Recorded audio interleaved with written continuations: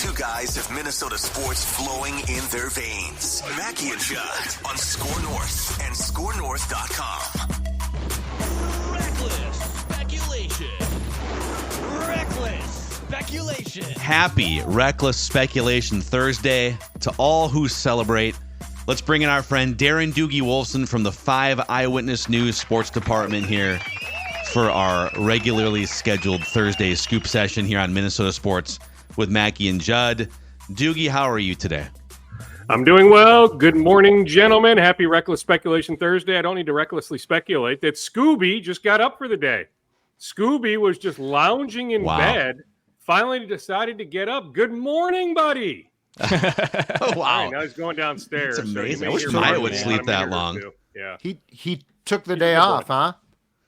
Bad roads. He's like, I'm not going to get in the Scooby Mobile today. He's like, I'm going to take the day off. Right? He's only looking for some Scooby snacks. That's all he wants. Yeah, he wants nothing to do with navigating the roads. Yeah, I mean, I was going to head into the office. See, I told you right on cue. I said, 1 minute. Give me 1 minute. That dog is going to start barking because he has to go potty. So you guys pontificate for 1 minute. I'm going to run and let him out, and I'll be right back. How about that? That's fine. All right. Yeah, no, you go ahead. While Doogie lets Scooby out, let's talk about our friends. And I have a juicy Kirk Cousins speculative question for you guys here in a moment. But let's shout out our friends over at AG1. So I discovered AG1 products about 7 years ago. Taking care of your health isn't always easy, but it should at least be simple. And that's why for the last 7 or so years, I've been drinking AG1 on a daily basis. 1 scoop mixed with water once a day, every day, makes me feel energized, focused, nourished. You know, I'm not Tom Brady here. I'm not, blending up kale and vegetables for every meal. It's nice to have some nutritional insurance, if you will, to start the day, or for me, more like give a boost in the middle of the day. If there's one product I had to recommend to elevate your health, it's AG1. If you want to take ownership of your health, it starts with AG1. You can try AG1 and get a free 1-year supply of vitamin D3, K2, and 5 free AG1 travel packs with your first purchase. Go to drinkag1.com/purpledaily. That's drinkag1.com/purpledaily and check it out. Okay, here's my question. So when the new league year hits, and that would be in less than a month from today, unless there's some sort of negotiated extension on the due date here, the Vikings and Kirk Cousins have to turn in their homework together. And if a new deal is not done between the Vikings and Kirk Cousins by the start of the new league year in less than a month, the Vikings have to take on a $28.5 million dead cap hit, even if Kirk is gone from the roster in 2024. The Vikings, if they're going to bring Kirk back, would like to get a deal done before then so that they can smooth out that cap hit and the rest of whatever the contract is, right? What if Kirk Cousins is telling the Vikings right now, 3 years?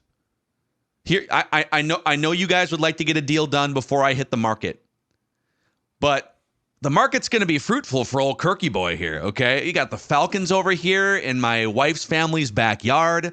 The Steelers need a quarterback. The Raiders need a quarterback. The Patriots need There's even Commander steam. I mean, I'd love to go talk with these teams. So to get me to not talk to those teams, it has to be a 3-year deal. If you guys offer me 3 years and put your faith and trust in me coming back from this Achilles tendon injury to keep leading this franchise, 3 years, mostly guaranteed or all guaranteed, will get me to avoid testing the market. What do you tell Kirk? Well, first of all, what do you think they tell Kirk? I personally say no. Dukes, I'm getting the feeling that both of these sides, and I'm not saying that there's not room for compromise here. So, like, could something get done? Yes, absolutely. But I'm getting the feeling that both of these sides, including the Vikings, probably for the first time, have a line in the sand of what they are willing to do as far as budging. And yes, I do think that they would budge a bit. But my interpretation of what is transpiring is that I don't think the Vikings are going to move as far as Kirk wants. And I also don't think, and this will not come as a surprise, I think ideally the Vikings see Kirk as being probably a bridge quarterback to a quarterback they draft, which in a perfect world makes perfect sense. Kirk knows the system. Kirk's well liked by his teammates, as we have been told 1,000 times. Kirk goes and sees kindergartners, Montessori kids. It's awesome. But all of those things with Kirk, I don't think sit well. Because go back to his quote near the end of the season where he said, it's not about the money, it's about what the money means, which is, i.e., the respect I am given. Well, a bridge quarterback isn't a guy who ordinarily feels a ton of respect. So I guess what I'm feeling about a month before this has to come to a head is this. I don't know that there is enough wiggle room between what Kirk wants and what the Vikings want, Darren, for this to get done. I'm not saying it won't get done. I'm just saying I don't know that they can meet and reach a happy place of satisfaction for both sides. All right. Well, I definitely hear where you're coming from. By the way, don't forget about the Rosemont High School kids, right? He showed up at that assembly. It never stops.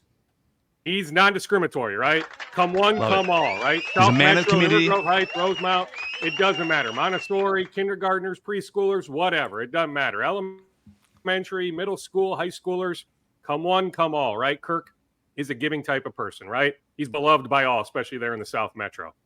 If it's 2026 guaranteed money, this is just me opining, right? I hope this doesn't get aggregated.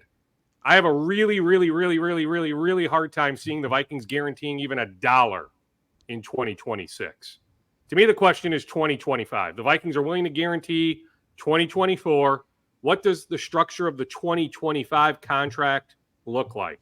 That's what I'm trying to figure out. But, Phil, I'm telling you, I can't foresee any scenario. So that means Kirk Cousins is a goner.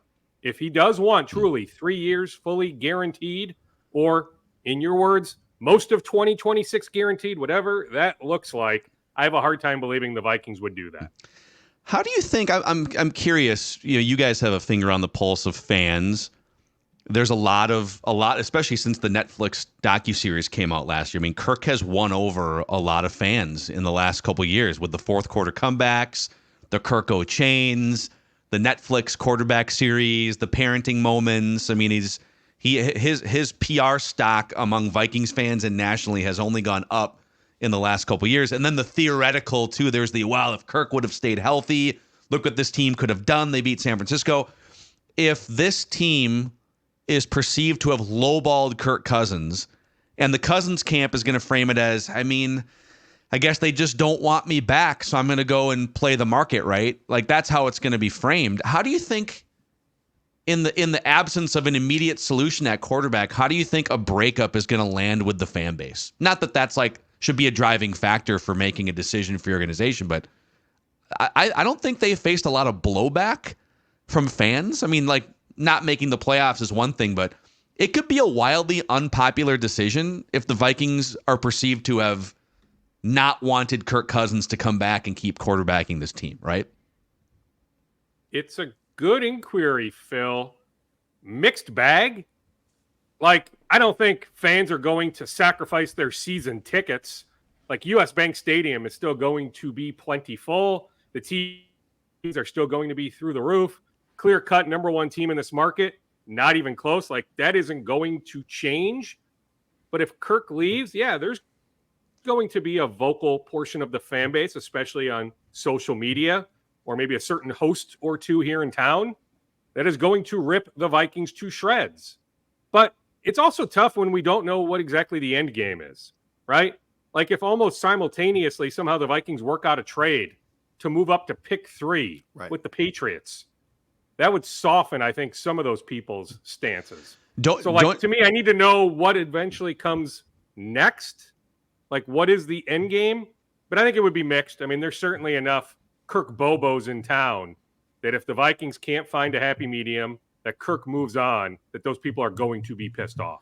Don't you think strategically it would benefit the Vikings if the Vikings are planning on moving up into the top 3 to guarantee themselves a shot at one of those top 3 quarterbacks?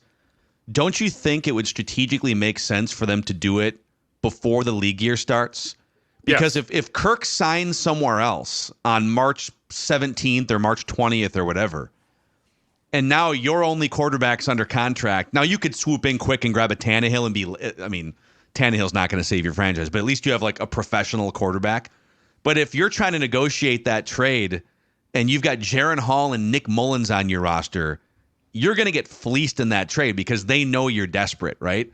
So the earlier you can pull that trade off before teams think you're desperate, I would think the better. Maybe you can save a first-round pick from, your 2026 first-round pick or something from being included. If they draft a quarterback in the first round, I think that the storyline on Kirk is very different. Like if you if you don't draft a quarterback in the first round, you take one like in the second round or something, and you bring in, Tannehill, Gardner, Minshew, I do think that you're going to get blowback. Sam Darnold would be a lot of blowback. Tons of blowback there. But make no mistake, if Kirk does leave, this is going to be a two-pronged PR war because the Cousins camp will definitely get out there what their message is, but the Vikings will as well. If Kirk at the end of the day says 3 years fully get guaranteed, the Vikings are going to get that out there ASAP because it's going to make him look, it's going to be a whoa, really? 3 years? You're coming off an Achilles? You're going to be 36? Really? You're going to get 3 years?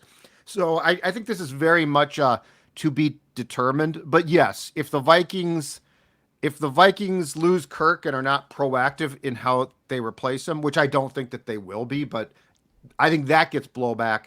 If they draft a quarterback first round and he's going to start, and they also sign a bridge guy just in case, I think there's actually excitement here too. I think there's top three, there's huge excitement, but JJ McCarthy, let's say they trade up to 9, I think there's excitement there too. So I think this is very much on what they do, like Doogie said, as the end game. Okay, a couple things.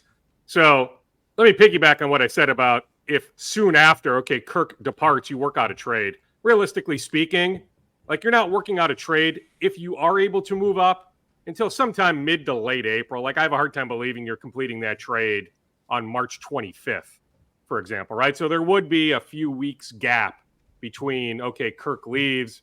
What is that end game? Here's another prong to all this. If Kirk does leave, what is the point in re-signing Danielle Hunter, right? So what's the dead cap hit on Danielle, Phil? I mean, there is a component 14, there, I think, to the Danielle contract, right? But if you're letting Kirk go, finally, right, we get what we thought maybe we would get, that some of us, wanted badly after the Zim Spielman regime ended, that, hey, it's time to hit the reset button, right? So if you're allowing Kirk to leave, right, that you don't want to go to that third year fully or partially guaranteed, which I don't think the Vikings would, 2026, but all it takes is one team. I think one team probably would do it, right? I've come off that stance a little bit. I would have told you on the morning of October 30th, morning after he tears his Achilles, no way is he getting 2026 guaranteed in March. At this point, I'm starting to think, all it takes is one team. There's enough quarterback-hungry teams. He can get 2026 guaranteed. But I don't think it'll come here, right? But if he leaves, there's no reason to re-sign Danielle Hunter. So you truly, at that point, hit the reset button. So you know what? You can sell me on that, right? When you look at the landscape of the NFC North for the next couple of years, Detroit, Green Bay, Chicago, where do the Vikings fall pecking order-wise? Okay, you can make a case fourth among those four teams. If you want to say third, fine. I don't think it's 1 or 2. So, you know what? At that point, Danielle, see you. Plus, there's a few other moves. You guys now react. I'm going to go let Scooby in. Okay. Sounds good. Scooby dictating the show today. He's producing. Hey, it wouldn't be the first time our dogs dictate what's happening on our podcast. I guess. My dog's in a bad mood, so I know exactly what you're talking about.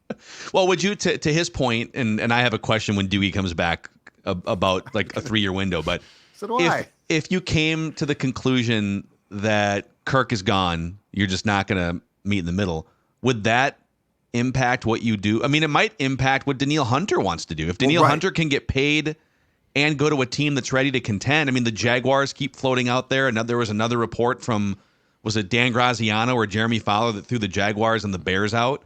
Mm-hmm. If Kirk Cousins is gone, in the short term, the Vikings are in reset mode. The Jaguars are in, if they got a healthy Trevor Lawrence again, I mean, they were one of the best teams in the league. So, Doogie, we're just talking about, I think you say, would the Vikings then let Danielle Hunter go? If I'm Danielle Hunter, I might look and say, well, if you guys are going to do like a 1-year sort of question mark thing, I'm not getting any younger, and the Jaguars will give me $20 million a year. It might affect his decision. Or I don't think it Bears. affects Justin Jefferson, but it could affect Danielle Hunter's decision. Well, yeah, let's not forget Jacksonville had interest last year, right? So it's not like this Jags reported interest is anything new. Chicago, sure. I mean, Chicago had some dialogue with the Vikings too, right? But more so Jacksonville. Even with Josh Allen's emergence down there, you can make a case Jacksonville can use another pass rusher. Plus, we've laid out, right? Danielle did not hit the big money payday with that second contract like he should have. He still has an opportunity to hit the jackpot. Not many guys can get to this third contract, but he's in a position to cash out handsomely. Like, I do think it'll come down to the biggest money offer for Danielle, even though he loves it here. Like, let me make that very clear. Danielle Hunter loves being a Viking, loves everything that entails being a Viking. So if it's close, yeah, I can see him coming back, but I still think it'll be the biggest money offer that lands Danielle Hunter. I guess I have a hard time believing that'll be the Vikings. So I believe it was when we were discussing some of the fallout involving Cousins and Hunter over the weekend on Monday, I said, do the Vikings have a plan? Because like there's a bunch of question marks, and I'm not saying that they don't. I'm just saying some of the reports could lead you down the path that their plan might not be as clear as we would probably like it to be. But let me give them credit. If they truly have a price point with Kirk, like a breaking point, like, dude, we'll keep you, but it's got to be this. To me, it's not let Danielle walk if Kirk leaves, because you know what? If they draft the right QB, I don't think you're going to say we're going to suck. I think you might say, hey, we can add some pieces now, and we're going to have a good, CJ Stroud might be a pipe dream, but that's the goal, right? Like, you don't draft a young QB and say, oh, we are going to not be good. But again, I think the key thing, just like with Kirk, same thing with Hunter, and that's this, a price point. I think you have a point. And if Danielle says, you know what, I'm going to explore my options, and he deserves that right, and the Bears come along and say, we think we can win right now, we are going to give you this unbelievable contract, it's like, you know what, dude, thank you so much. You've done a great job here. So I will credit the Vikings by saying, if indeed they just sort of have a breaking point with each contract, I think that's extremely important. I think that's extremely smart. And I do think that there is nobody other than Justin Jefferson probably on this roster who I am going to say, I will be as flexible as hell because we need you for our future. Yes. I mean, if you want to call it breaking point, I'll call it price point. But yeah, breaking point works, right? That the Vikings are not going to exceed a certain point. I do know this much. So Kwesi, Kevin O'Connell, they hit the podium in Indianapolis in 12 days, February 27th. So what is the public message when those two guys are at the podium, separate times, but same day in 12 days? How do they convey what the thought process is? I will tell you, I commend Kevin and, hey, Josh Metellus and CJ Ham and Ryan Wright for making an appearance on Valentine's Day at Gillette Children's. So Build-A-Bear spent some time with some patience, put some smiles on some kids' faces, dealing with a lot of heavy stuff.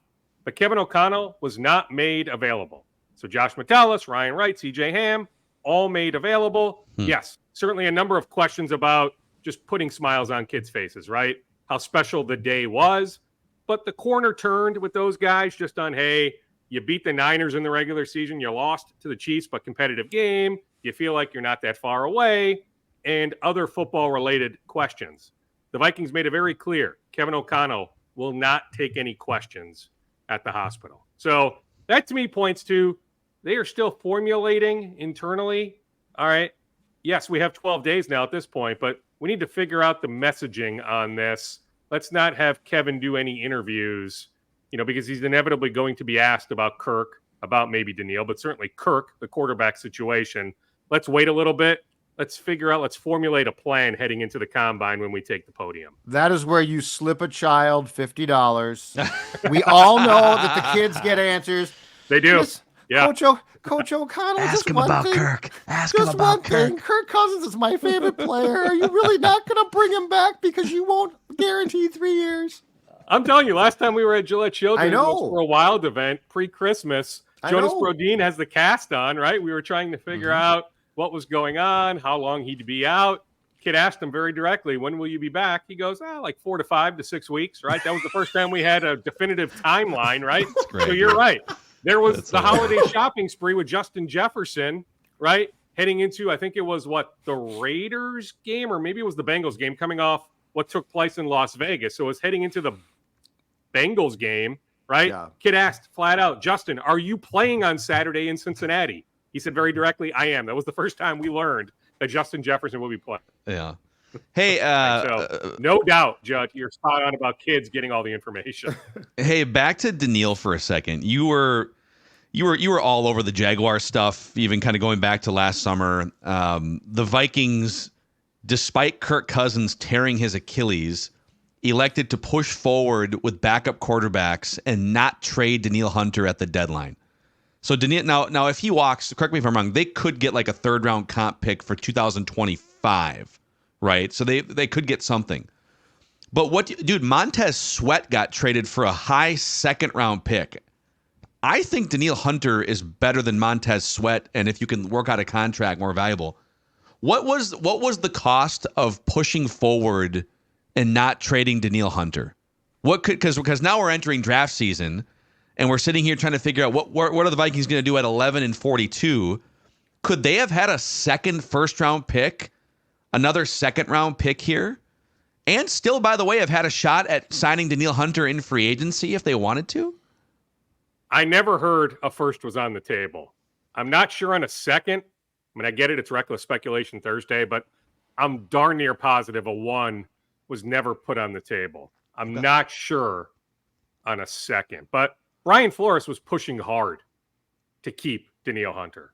Like the eternal push was pretty heavy, right? So I don't think it ever got like far down the road. Yes, teams inquired, but I don't know if it ever got to the point of, okay, Jacksonville put a 2 on the table, Phil, and hey, the Vikings should have absolutely said yes. Like coming off the year they had prior, like I don't think the Vikings ever came super close to moving Danielle Hunter. Duke's on Jefferson after all of the stuff he did last week in Vegas during the Super Bowl week. Where do you think things stand there?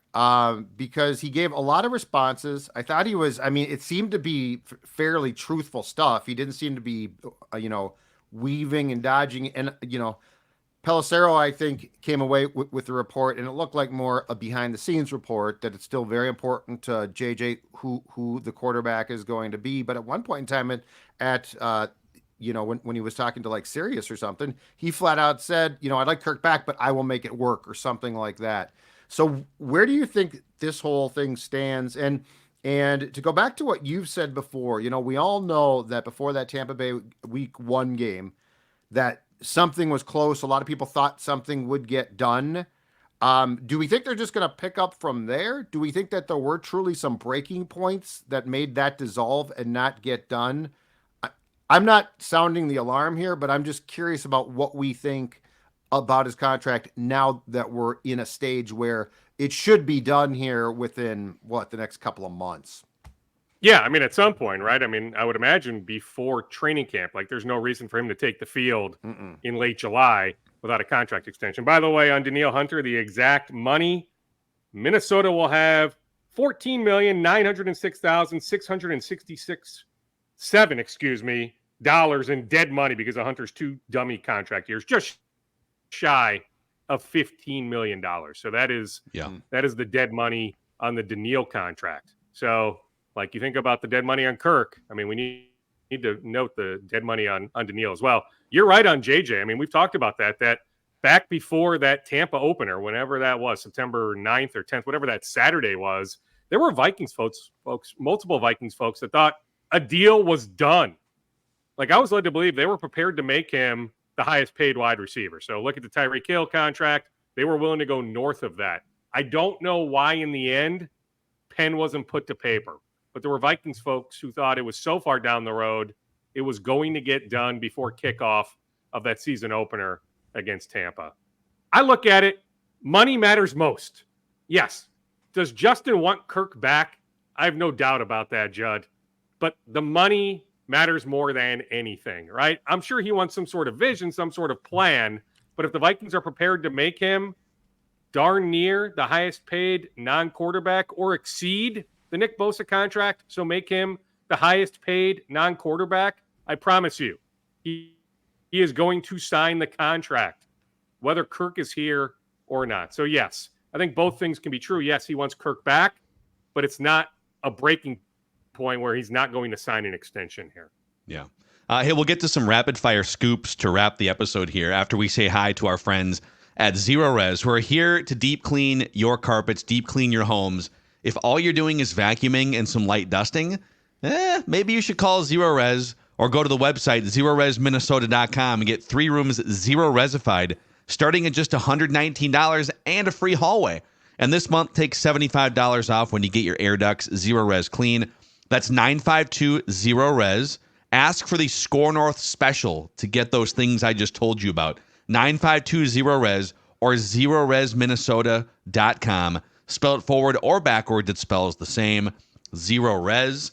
All right, Dukes, let's empty the scoop bag here. What else do you have for us on this Reckless Speculation Thursday?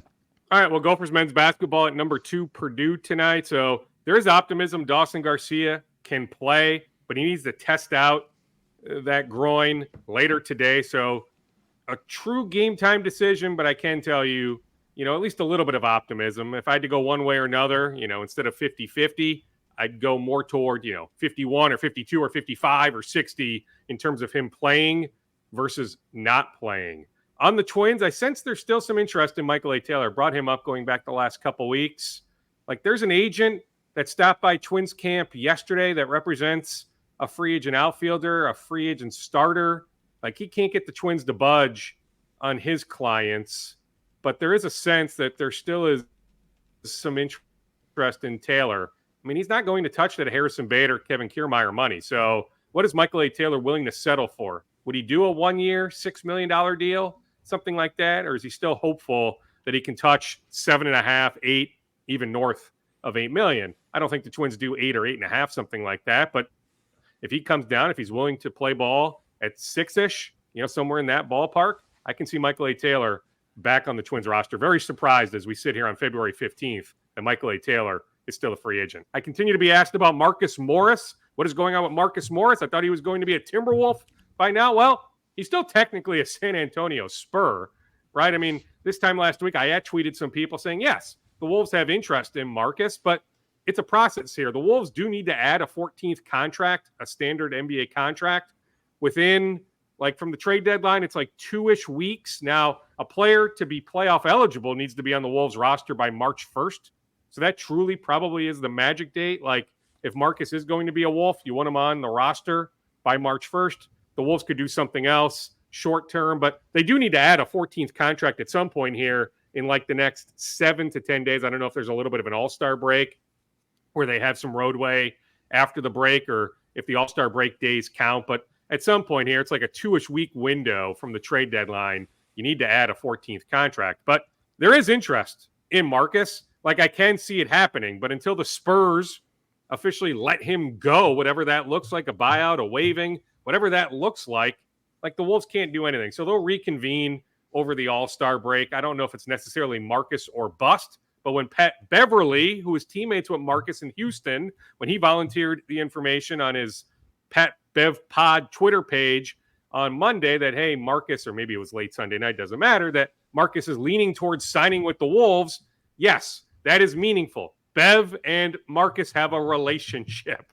But I'm just saying there's still some things that need to happen, especially with the Spurs, for the Wolves to actually sign Marcus. But he's still very much on their radar. Awesome stuff today, Dukes. Great work. You're balancing Scooby and scoops and speculation and just bravo, dude. Yeah. It's all, I'm telling you. The wife finally went back to work today. 3 days of the stomach flu or food poisoning. Oh. I don't know what it was. Yeah. It was a lovely Valentine's Day of bleaching and making sure the puke bucket was in front of her. Oh wow. Yeah. It's Husband life, of the year. My love is unconditional. Right? Well, hey, tough times, good times. As long as your scoops are, we don't really care about your love, but we care about your scoops being unconditional. Well, they are. Absolutely. So, yeah, if I hear anything new, I'll certainly chime in with you boys. Otherwise, I'll see you on Tuesday. Sounds good. All right. Darren Doogie Wolfson from the 5 Eyewitness News Sports Department hanging out with us here every Tuesday and Thursday on Minnesota Sports with Mackey and Judd. Unconditional, reckless speculation here, boys.